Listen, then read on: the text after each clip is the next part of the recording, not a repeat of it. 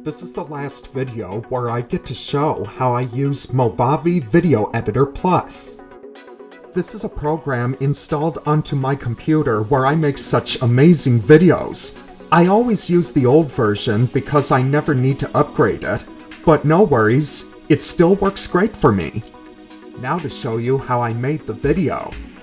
As you can see here, this is where I add my own files into the projects I work on in Video Editor. The media bin is where I keep a list of files of pictures, music, and recorded videos. I'll show you an example of how I add them in there. I just simply go to File Import and click on Add Files, and I select all the files I saved into my system, and they are added into the video editor.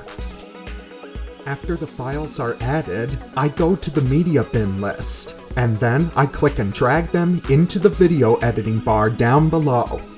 Or I can select as many as I want at the same time, that way it's easier and quicker. As you can see here, each picture I made is different. Like when I add the two different pictures next to each other, the video would play through them in order to make it look like it's animated. Once the scene is done being made, I get to record my voice with my microphone I have installed. It is a pretty fancy microphone, isn't it? So here's how I do it. I click on Record Audio, then I read the lines in the script I made for the scene I have to speak. I have to make sure to speak very closely and clearly into the mic. After recording my voice, I do some testing, cutting, editing, and positioning the voice clip to exactly where I want it to fit in with the scene, and make sure the scene plays exactly where I want the voice clip to speak. Before I do any more editing, I'd like to test the voice clip and see how well it goes. Hi there. Hello. Now I know what you're thinking. It's so quiet and you couldn't hear it well. Well, that's because the mic is not loud enough. So I have to edit the voice clip volume and make it loud enough so people can hear it right. Now that it should be loud enough, we can test it. Hi there. That sounds a lot better and louder.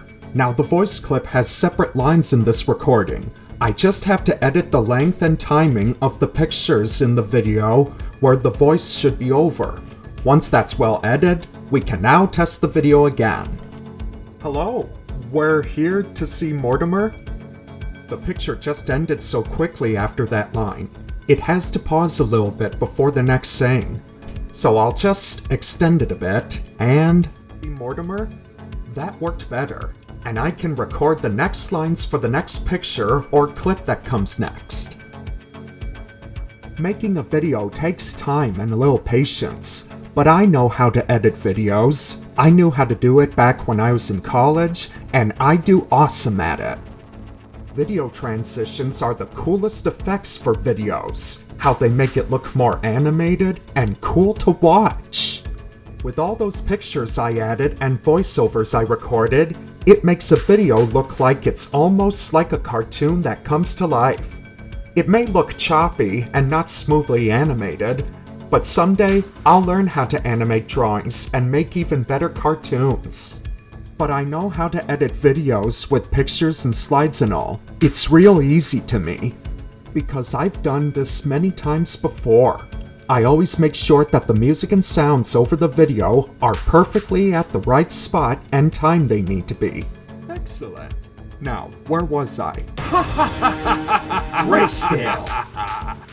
And that was how I made this awesome video and make other videos like this. And I mostly have to make sure I add in the credits so people will know what I used to make the video, which characters I made, and ones I do not own. So thank you for watching, and I hope you enjoyed this behind the scenes.